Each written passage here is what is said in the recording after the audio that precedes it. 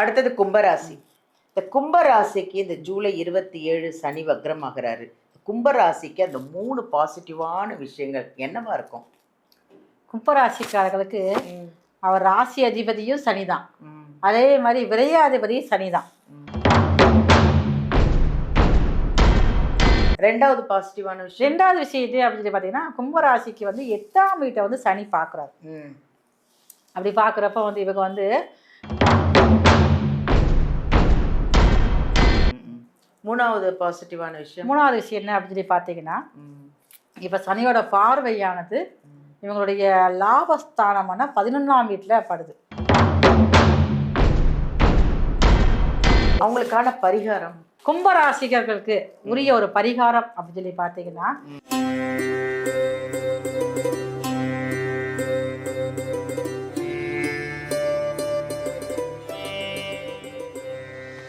எல்லாருக்கும் வணக்கம். நான் தாங்க உங்கள் பாலாம்பிகா. என்னங்க, என்ன இவங்க ஏதோ ஒரு வாட்டியும் ஒரு வீடியோலையும் ஒரு விஷயம் சொல்கிறாங்களே, என்னதான் இருக்கும் இந்த வாட்டி ஒரு விஷயம் அப்படின்னு நீங்கள் எதிர்பார்த்துட்ருக்கீங்கல்ல.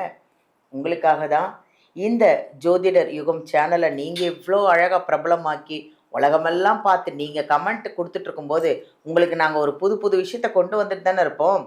அப்படி தாங்க இந்த ஜூலை 27 சனி வக்ரமாகிறாரு.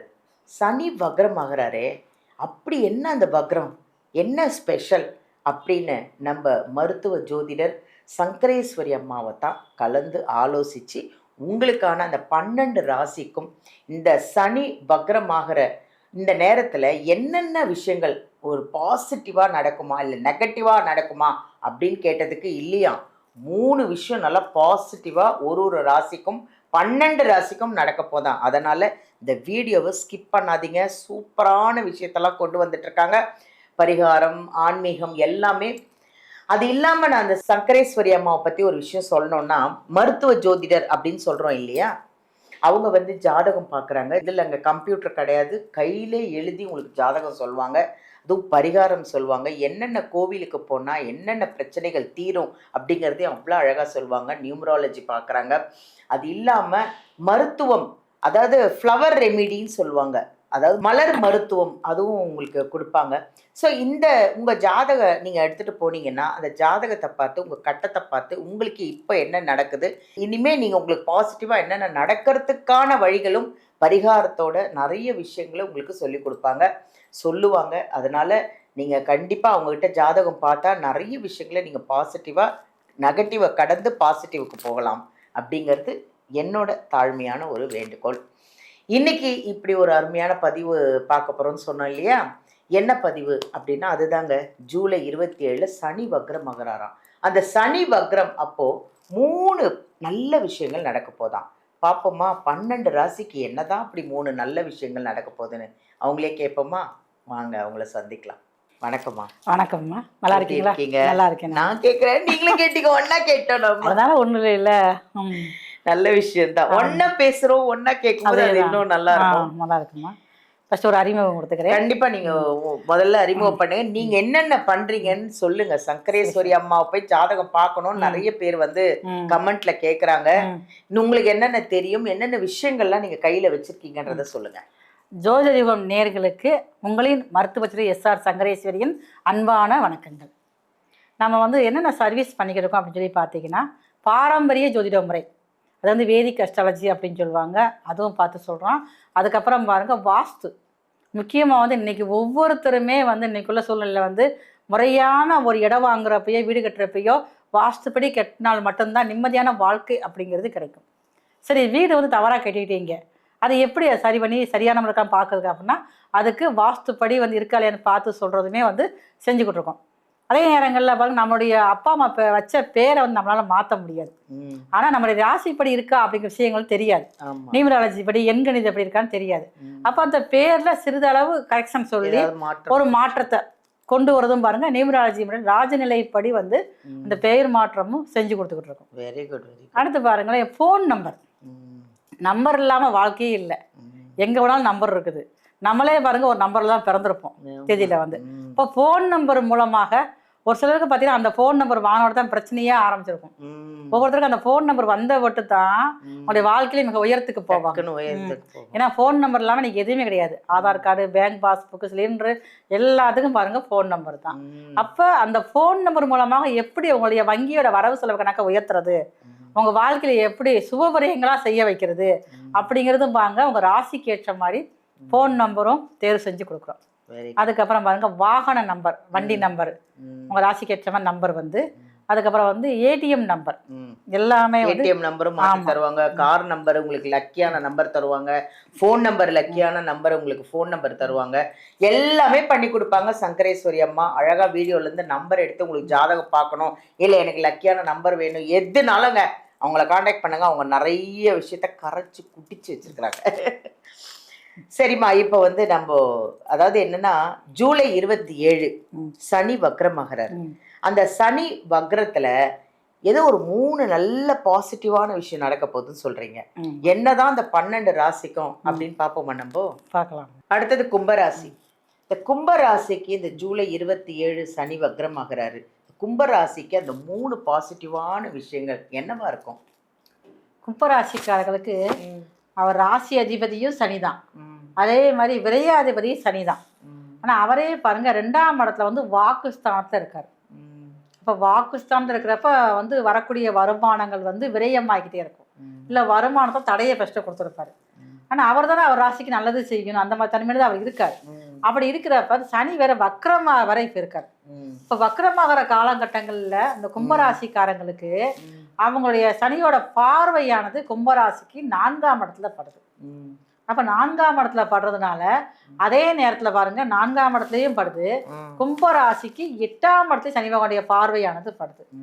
அதே இடத்துல 11ஆம் இடம் லாபஸ்தானத்திலேயும் சனி பகவானுடைய பார்வை படுறதுனால இவங்களுக்கு வந்து 4ஆம் இடத்துல படுறதுனால பழைய வண்டி வாகனங்கள்ல முதல்ல வந்து மாத்துவாங்க. அந்த வண்டி வாங்கி, வண்டி 2 வீலரோ 4 வீலரோ வாங்கி அது வந்து ரொம்ப வருஷம் அதே ஓடிக்கிட்டே இருக்கும். அது ஓயாம அந்த ரிப்பேர் செலவு ஆகிக்கிட்டே இருக்கும். அப்போ இது எப்படா மாற்றுவோம், இதுவே நமக்கு தொல்லை கொடுக்குது, ஒரு விரைய செலவு கொடுக்குது அப்படிங்கிற மாதிரி வந்து அந்த வண்டியை கொடுத்துட்டு புது வண்டி வாங்கக்கூடிய அமைப்புகள் வந்து இந்த கும்ப ராசிக்காரர்களுக்கு இப்போ இருக்குது. அதே நேரத்தில் வீடு வந்து பழைய வீடாக இருக்கும், ஆனால் புதுசாக வீடு கட்டக்கூடாது. இப்போ வந்து பழைய வீடாக இருந்துச்சுன்னா அந்த வீடை வந்து ஏதாவது ஒரு சரி செய்யக்கூடிய அமைப்புகள் வந்து இப்போ கும்பராசிக்காரங்களுக்கு புதுப்பிக்கிறதுக்கு, அதாவது வீடு மேலே ஏதாவது விரைய செலவுகள் பண்ணணும். அந்த மாதிரி அமைப்புகளை வந்து இப்ப கும்பராசிக்காரர்களுக்கு இருக்குது. சும்மா வந்து அந்த கீரல் விழுந்திருக்கும், ஏதாவது விட்டு போயிருக்கும், உடைஞ்சிருக்கும், அதெல்லாம் நீங்க பூசறதுக்கான நேரம் தான். ரெண்டாவது பாசிட்டிவான விஷயம், ரெண்டாவது விஷயத்தை அப்படின்னு பாத்தீங்கன்னா கும்பராசிக்கு வந்து 8ஆம் வீட்டை வந்து சனி பாக்குறாரு. அப்படி பாக்குறப்ப வந்து இவங்க வந்து நிறைய அந்த எதிரிகள் யாரெல்லாம் அவங்க தீராத ஒரு தலைவலியை கொடுத்துக்கிட்டே இருந்தாங்களோ அவங்க வந்து ஃபர்ஸ்ட் அவங்களுக்கு ஒரு பிரச்சனை வந்து தானாகவே விலகி ஓடி போயிடுவாங்க. போதும் இப்போ இந்த ராசிக்கார வச்சுக்கிறவே கூடாதுப்பா, ஏதோ ஒரு சக்தி அவன் மேலே இருக்குது, அதான் நமக்கு ஏகப்பட்ட பிரச்சனையை கொடுத்துக்கிட்டே இருக்கான் அப்படின்னு சொல்லி எதிரிகள் தானாகவே விலகி ஓடக்கூடிய நேரம் கும்பராசிக்காரங்களுக்கு சனி வக்கர காலங்கள்ல.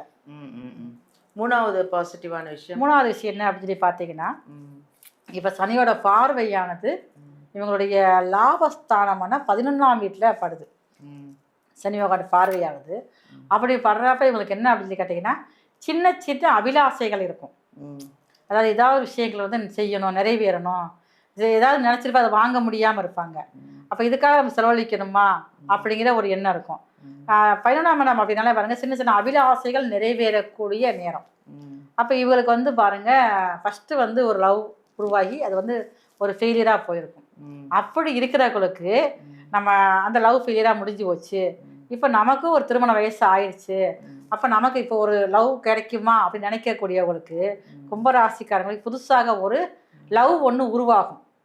காதல் உணர்வு வந்து வரக்கூடிய வாய்ப்பு வந்து ரொம்ப கும்பராசிக்காரருக்கு அதிகமாகவே சனி வக்கர காலங்களில் இருக்குது. அவங்களுக்கான பரிகாரம், கும்பராசிகர்களுக்கு உரிய ஒரு பரிகாரம் அப்படின்னு சொல்லி பார்த்தீங்கன்னா இவங்களுக்கு வந்து அந்த படிக்கிற குழந்தைகள் இருப்பாங்கல்ல, 1ல இருந்து 5 வரைக்கும் படிக்கிற குழந்தைகளுக்கு லட்டு வாங்கி தரணும். அது எப்படின்னு தெரியுமா? பூந்தியாக வாங்கி லட்டா படைஞ்சு அவங்களுக்கு கொடுக்கணும். இது வந்து எப்ப செய்யணும் அப்படின்னு கேட்டீங்கன்னா புதன்கிழமை செய்யணும். ஒரு ஸ்கூல்லையோ இல்ல பக்கத்துல படிக்கிற பிள்ளைங்க இருந்தால் போற ஆமா, குழந்தைங்க இந்த ஏதாவது மாதிரி எங்கேயோ ஒரு குழந்தைங்க இருந்தால படிக்கிறாங்க. அந்த ஒரு வயசுல ஒரு 5 வயசுல இருந்து 10 வயசுக்கு உட்பட்ட பிள்ளைகள் பள்ளிக்கூடத்துக்கு அப்பதான் போக ஆரம்பிச்சிருக்குங்க.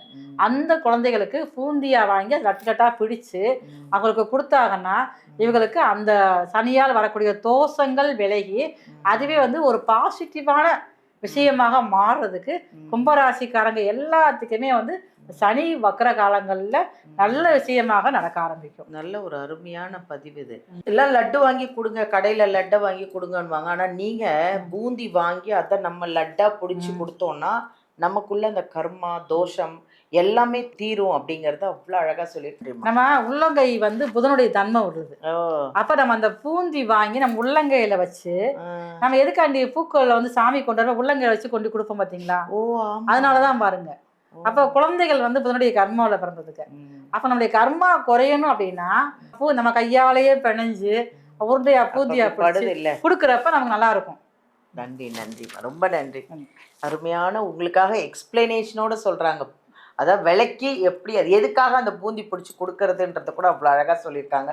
கும்பராசிக்கு ஃபாலோ பண்ணிக்கோங்க. சங்கரேஸ்வரி அம்மாவும் நான் நேரில் பார்க்கணும், ஜாதகம் எடுத்துகிட்டு போய் காமிக்கணும், எனக்கு அவ்வளோ பிரச்சனைகள் இருக்குது அப்படின்னு நீங்கள் முடிவு பண்ணிங்கன்னா வீடியோலேருந்து நம்பர் எடுத்து மேடமை காண்டாக்ட் பண்ணுங்கள்.